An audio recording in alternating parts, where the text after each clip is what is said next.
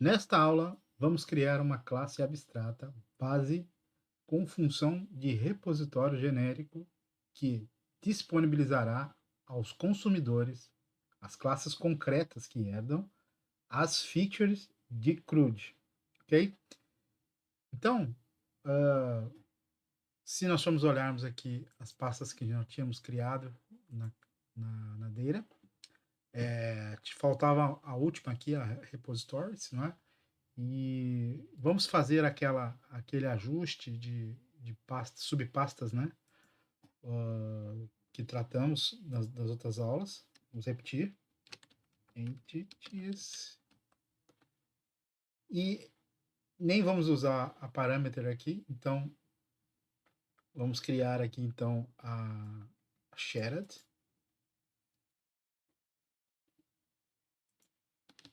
Shared.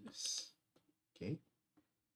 E essa repository que nós precisamos criar aqui, ela deve ficar, como ela vai ser uma classe base, uma classe abstrata, uma classe que vai ser herdada por todos, então faz sentido colocarmos aqui na pasta shared. Ok. Muito bem.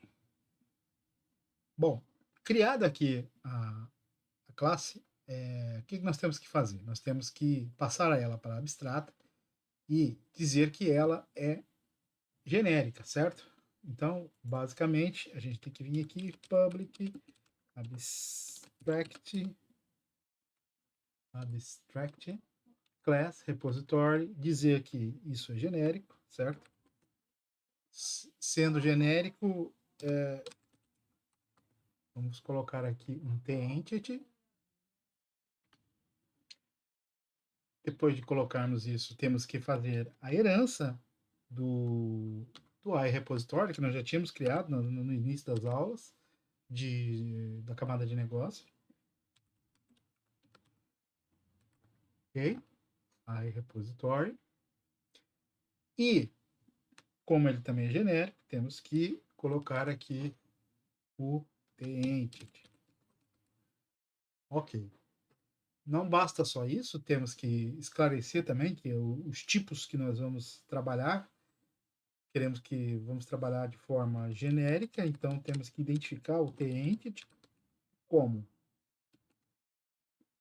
herança de entity, ok? Maravilha. Ele até sugere aqui acrescentar um new para facilitar para a gente, às vezes, criar uma instância dentro da própria classe.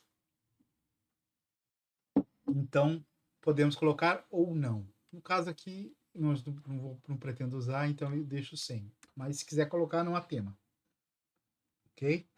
Bom, feito isso, o que acontece aqui? Isso aqui é um contrato, certo? Então, ele está pedindo para a gente implementar aqui as interfaces e nós é o que nós vamos fazer agora, né? A única coisa que eu vou pedir para vocês aqui é que eu gosto de separar aqui as responsabilidades, passando aqui, deixando o dispose sempre por último, não é? E colocando aqui as persistências para baixo, sempre na ordem de add, update, delete. Então, vou colocar aqui na ordem que eu gosto.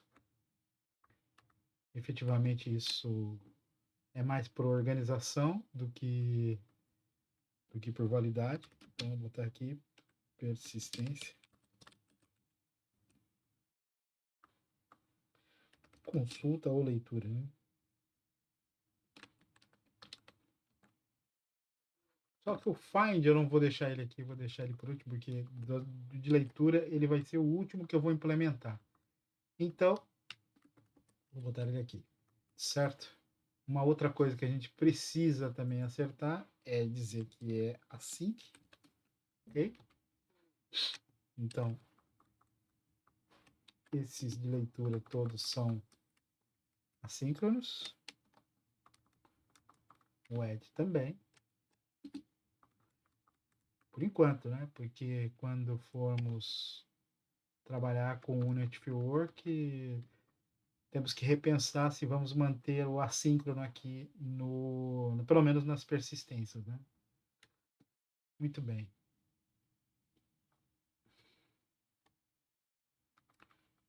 Opa, muito bem, tá feito. Então, temos que avançar aqui com essa implementação, né? Eu acho interessante aqui, antes da gente continuar, a gente definir aqui o construtor, né? E o construtor, como se trata de uma classe que vai trabalhar diretamente com a base de dados, nós temos que ter o contexto. Então, eu sugiro que a gente coloque aqui a propriedade de app-db-context, né? E também a de db7. Por quê? Por quê? DB7 aqui e a entity é sempre a forma que a gente vai ter que se direcionar para a entidade que a gente vai trabalhar. Então, na verdade, eu prefiro aqui criar um atalho. Já crio aqui a variável, já seto ela aqui dentro, e vocês vão ver que vai ficar bem mais simples aqui na hora de utilizar. Certo? Então, vamos lá. Para entender aqui, então, get all, muito simples, tá? E um outro detalhe aqui que é importante sabermos aqui, porque esses métodos aqui eles vão ser utilizados nas classes concretas, né? Então vai acabar vendo um override, né, desses métodos aqui. O método vai estar implementado aqui, ó, vou implementar aqui o getAll, né? E eu vou colocar o que? db7, que é o nome da variável que eu criei aqui, tá vendo? E sendo assíncrono await e retornando um toList, já que eu vou retornar vários aqui, não um único, né? Tá implementado aqui o getAll, tá? Isso aqui era mesmo para vocês verem como é que esse mecanismo do DB7 iria se dar. Se não fosse isso, ia ter que colocar isso, colocar aqui especificar qual é a entidade que está a trabalhar, não sei o que mais, colocar isso aqui. Então é um atalho. Então a gente ganha tempo com isso, fica mais rápido, ok? Então, agora o próximo, o get by ID. Muito simples também, é só usar o find, não é? Passando o ID como parâmetro, certo? Simples assim. Assim que task await. Muito bem.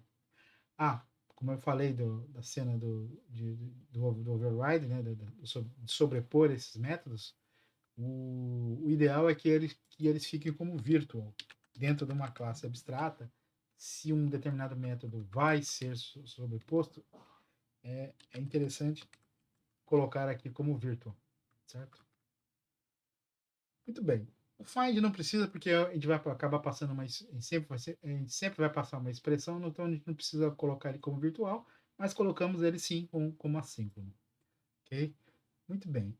Como é que a gente vai fazer aqui com relação ao, ao find? Bom, eu não sei se você vai ligar ou se vai desligar o tracking, né, na sua aplicação aí, recomendo que desligue, mas em todo caso a gente pode fazer assim, ó, db7 as no tracking, e se estiver desligado, ok, não vai fazer diferença nenhuma, se estiver ligado, sim, ele vai desligar nesse momento aqui, e ele vai suportar aqui o seu predicado, a sua expressão, e retornando sempre um ou vários itens, certo? Maravilha. Então, olha como é que a implementação ficou muito, muito, muito simples, não é? A nível de colocação. E o de persistência não é diferente. É bem simples também, né? Vamos colocar aqui eles como virtual. Virtual, ok?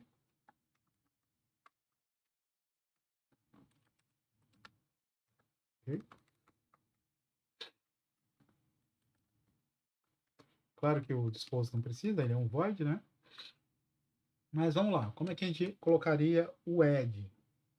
O add a gente colocaria um db7.add e passando o parâmetro da entidade que está aqui na entrada do método, né? Então ficaria assim. E para fechar, você tem que fazer o save change, né? O save change está eu coloquei ele de forma diferente. Tem que ver aqui. Ah, sim, na verdade eu não implementei ele ainda, né? Eu teria que implementá-lo. Ok. Então, vou colocar aqui. Save changes. E o save changes está fazendo o quê? Ele sendo assíncrono, ele precisa de um wait aqui, certo? Então, aqui nós estamos usando exatamente aquele save changes, assim que é lá que nós criamos aqui no. Estamos praticamente subscrevendo também, não é aquele que está aqui no contexto. Ó, olha aqui, ó, lembram dele? Save changes, async, tá vendo? Override, né? Que ele já tem isso dentro do próprio anti-framework. Aqui nós estamos subscrevendo e lá nós estamos usando, chamando ele, não é? Estamos chamando aqui o save change aqui dentro do DB, dentro do contexto, né? Estávamos dentro do contexto. E aqui estamos criando um save change. Muito bem. Agora, o que é que nos falta aqui? Ah, está escrito errado. Save change. Agora sim. Ok. Programação de realidade. Ok, tá aqui, tá feito. O edit vai ser exatamente igual, tá? Só com a diferença, né? Vamos chamar aqui o update, na verdade, né? O update e passando a entidade. Né? O que vai ser diferente aqui vai ser o remove. O remove ele não está passando ali um objeto, ele está passando um primitivo, certo? Um ID. Então, nesse caso aqui, a gente teria que fazer aqui a chamada do find. Acho que, deixa eu ver, acho que o find tá mal aqui. Deixa eu ver aqui. Find async. Sim, senhor. E passando a entidade, né? Aqui a gente está identificando pelo ID, estamos identificando aqui a entidade. É por isso que o nome é entidade, porque não pode ser qualquer uma que nós temos aqui, depende do que está sendo usado. Depois passamos um remove e mandamos gravar, não é? Um detalhe aqui para esse cenário do Save Changes aqui, que isso aqui vai funcionar, obviamente que vai. Porém, tem uma questão aqui. Não é a melhor forma de se fazer as gravações. Porque se você, por exemplo, tiver que fazer duas simultâneas e por acaso uma falhar, você causa uma inconsistência na base de dados. Então, trabalhando desse jeito, vai funcionar e é o fundamental, o básico que se aprende usando o Save Change, mas mais para frente nas nossas aulas nós vamos implementar o padrão Unity Framework, em que nós vamos remover esses métodos Save Change daqui de dentro para colocar num sítio só. Então nós vamos ter um commit que chama um save change no final do método, no caso, no final do serviço. Ok? Aqui na implementação do repositório não vai haver save changes. Ok. Então, estamos aqui com o material implementado, só nos está nos faltando aqui concluir colocando aqui o dispose, certo? E é isso. E é isso, está feito. Está feita a nossa implementação aqui do repositório genérico, né? O que nos leva a considerar que já estamos prontos agora para avançar para os repositórios customizados, né? Porque precisamos do repositório para conseguir implementar os customizados. Então, até a próxima aula.